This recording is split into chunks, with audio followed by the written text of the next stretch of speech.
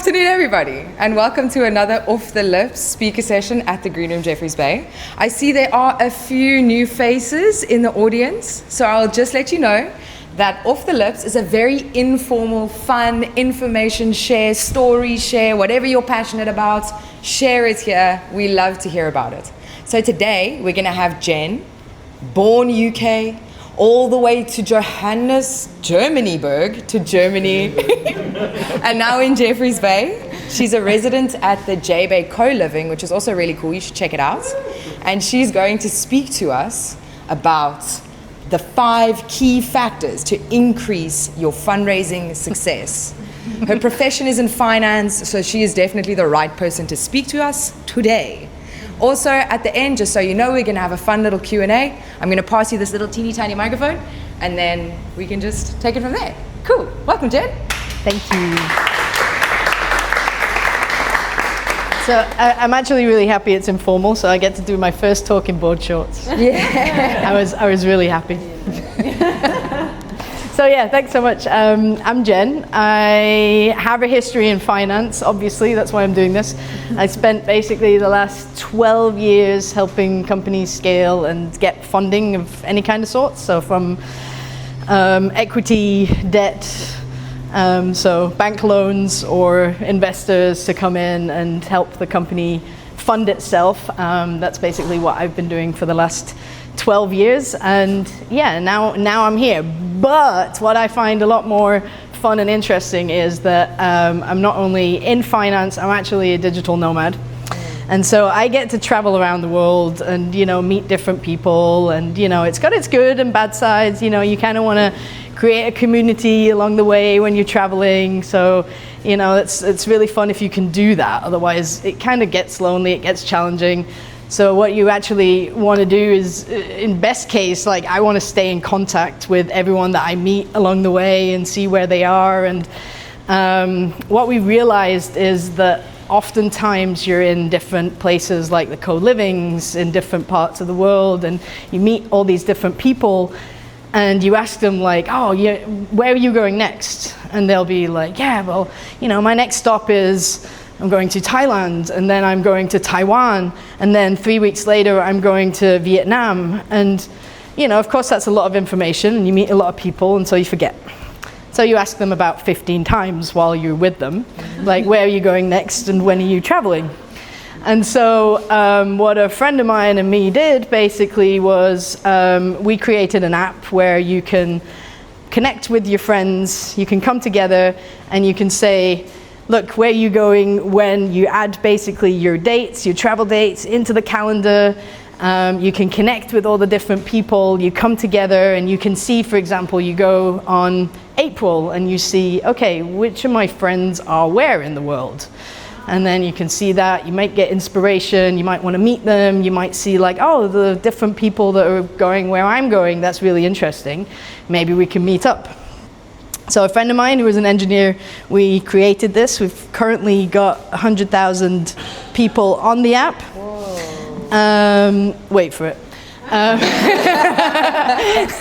We've got 100,000 people on the app, and we're generating roughly 2.5 million rand a year, basically from advertising. We're bringing this together, but we are looking for fundraising so that we can actually expand this. We want to bring local people into local communities, local shops, local stores into the app, so people know, okay, where is the space? What can I do? Where can I go? Where's good infrastructure to work? Where are good co-working spaces in the world? And actually connect with these companies and these local businesses along the way. So they would actually pay to be on our app, but you'd also expand your user amount and essentially revenue, which would bring in 2 revenue streams, and we'd aim to essentially quadruple our business within the first couple of years. Ooh.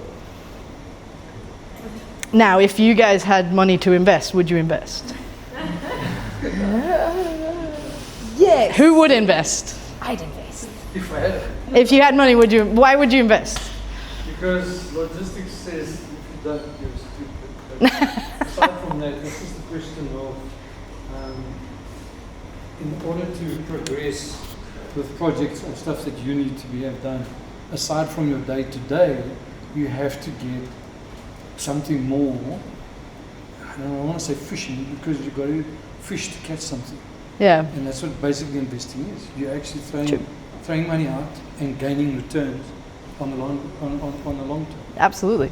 But what made you invest into my story? You go. So unfortunately, I did lie to you all. This app does not exist in this way yet. We are building it.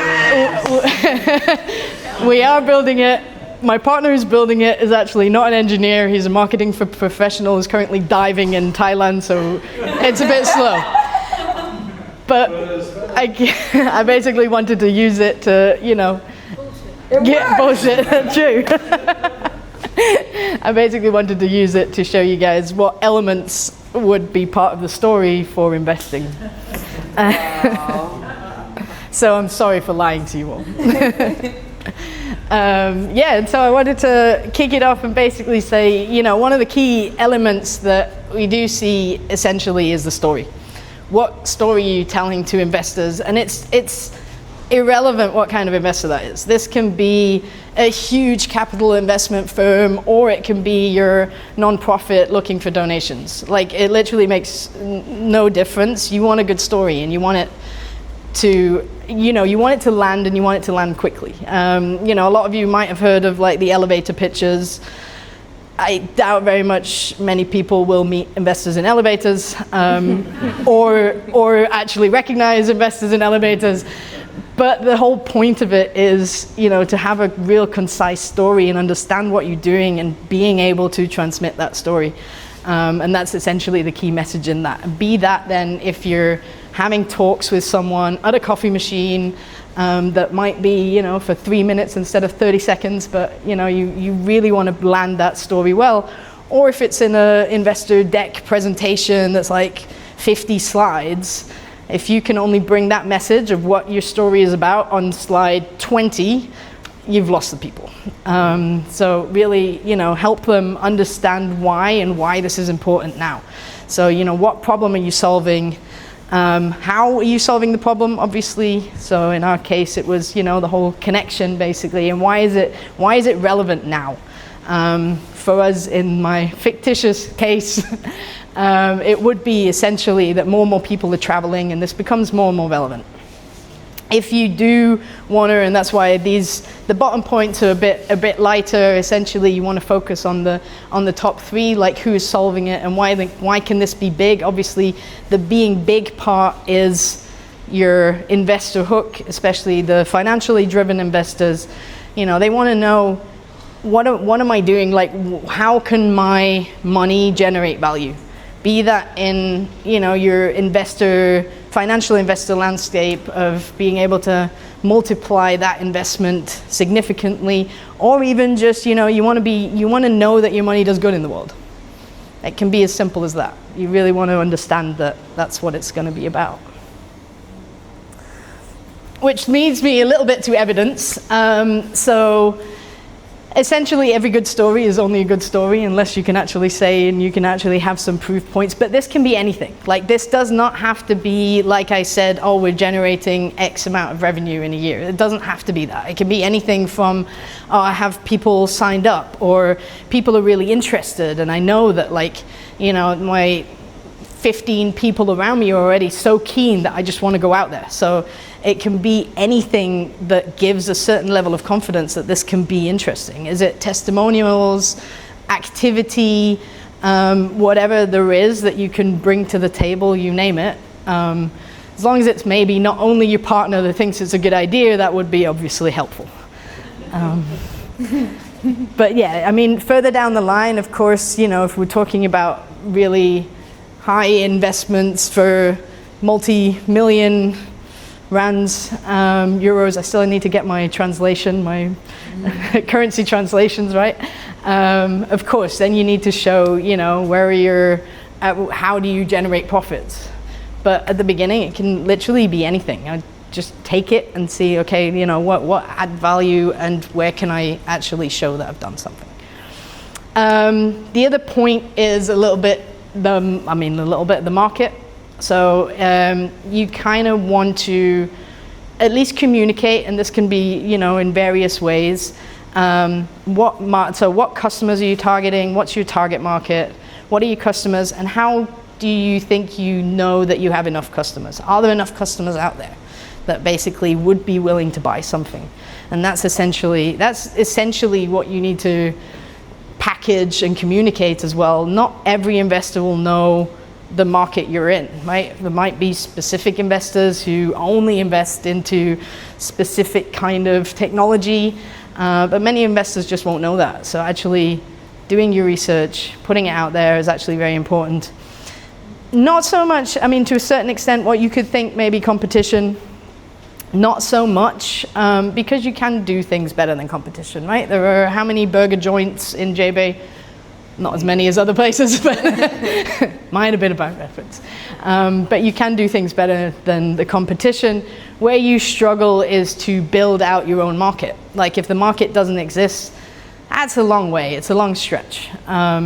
It has been done, so if you think of certain things that have created demand, I used to work in online language learning. Duolingo, for example, was an app that really brought people to online language learning. They didn't believe it was possible at the time, but then you're like, oh, okay, well, this does actually work. We can get away from the classroom. So that did open up a market, for example. It's very difficult, though. Which comes to team. Team can be a team, it can also be a person. So there are many founder teams. Obviously, if you put founders together, you have oftentimes multiple mindsets, multiple pieces of knowledge, multiple things that you bring to the table and you can bring to the table, which helps. I mean, you know, if you spread out your knowledge, it's always better than doing things alone, but not necessarily, because I mean, you can argue with team members. It can also cause a bit of disalignment. But however, I think the most important thing is to really understand what you bring to the table. Oftentimes, like tech investors are like, oh, but you need someone who's really, you know, tech-driven, got a tech mindset, is an engineer, has been out there, has started multiple startups and has that, you know, real entrepreneurial mindset. Yeah, that's perfect, but we're not all that. And that's totally all right. I think it's very important to see what are your talents. And this can be anything. This can be having durability, being a good leader, or, you know, showing leadership skills that you have. It can be really creative. Maybe you're really good at marketing. You're not actually good at engineering, but you can bring someone in. But really putting that out there and explaining also to investors what it is that you bring to the table, because everyone brings something to the table. We just need to look inside and communicate that, and especially to the point of, you know, why would you understand the customers? Is it because you're in that space? Is it because you're hugely passionate about it? And that in turn also will help with the whole mindset of an investor of like, okay, am I actually going to put money into this, and then they're just going to give up after a year and be like, nah, I'm a bit bored, let me do something else. Let me spend my life surfing. So, and the last point is strategy and timing, but more on the strategy in sense of who do you contact? Like, who would you go to and when, and really understanding if you approach the wrong people for the wrong investment, they're not going to invest because it's not their target market in that sense. So having a sense of, am I making a profit? Am I a non-profit? If you're a non-profit, you wouldn't, for example, go to venture capitalists who have private equity, who have like a certain investor base that demand a specific return. You want to go to people, more individuals who are interested and, you know, keen to invest into that space. Is it for, you know, profit reasons or not? It's just, you know, maybe they want to do good in the world. So it's really key to speak to the right people and speak to the right people at the right time. Like, how big is your business? Are you just starting out? You know, do you need I'm currency converting here, but do you need 20,000 Rand or do you need 20 million Rand? It's a difference in terms of, which investor pool has that capital basically to give you. And then depending on that pool, it's actually timing does make a difference. So if you're more in like a venture capital space, in a private equity space, like the financial market can have an effect basically on those investments and also the timing of your business. But that's going a little bit deep at the moment. So essentially, those were our 5 points. But yeah, obviously there were many more. And that being said, I mean, none of these points guarantee success, but they help, and they go a long way also for yourself to understand what am I doing, and defining that mission and target for yourself as well. So in any case, whatever you do, it can be helpful. Do we have any questions?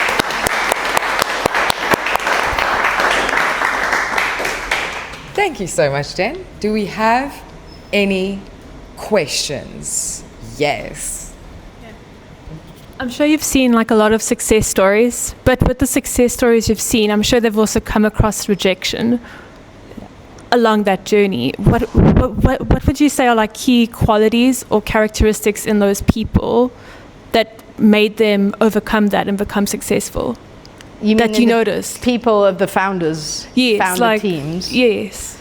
So I think very much it's having a clear vision and having a clear understanding and being able to communicate it. I have seen a decent amount of investor decks, I want to say, where it's just not been clear.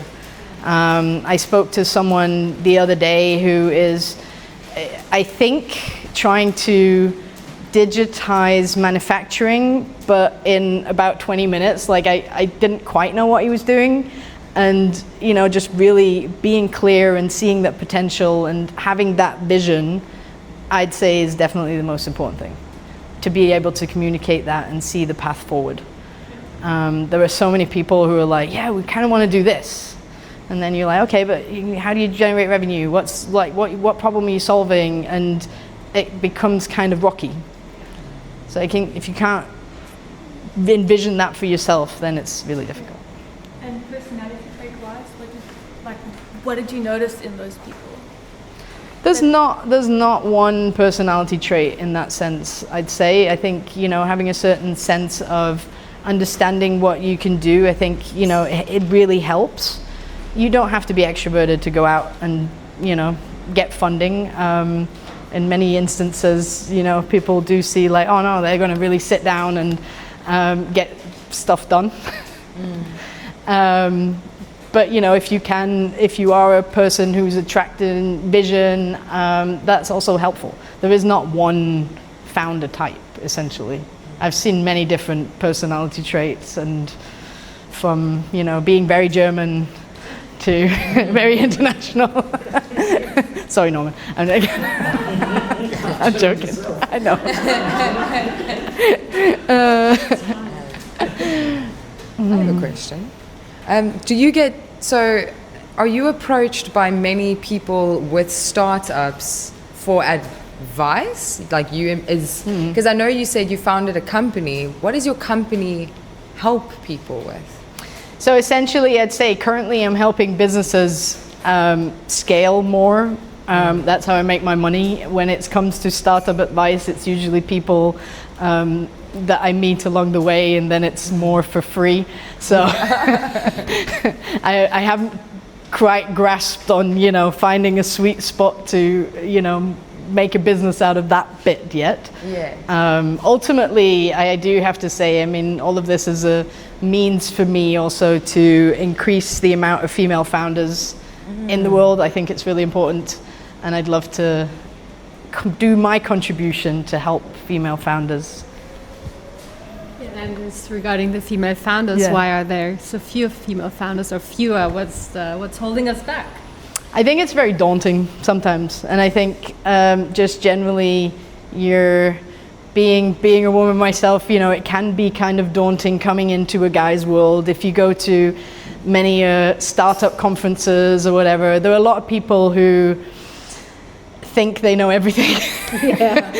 Talk like they know everything. Essentially, it's not really the case. If you drill down a little bit, you know, you can poke against it. But women are not quite like that. They like to really know what they're doing until they go out there.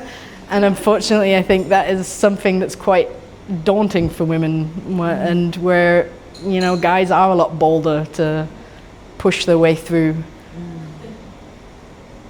But wouldn't it be then interesting to have more female founders as an investor? Because when a woman like pitches something to you, you'd assume that she's got all the details figured out. 100%. I think you need to get them to a point that they can display and have that boldness and have the courage to say, look, I can do this, and not, yeah, I think I can do this. Unfortunately, sometimes that is the case. Yeah, but yeah.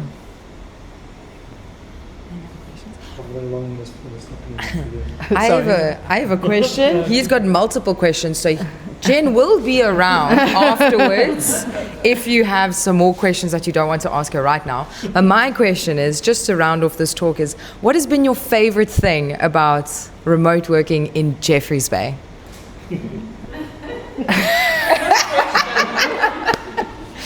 I love the vibe of Jeffreys Bay. I think it's really cool. It's a real cool setting.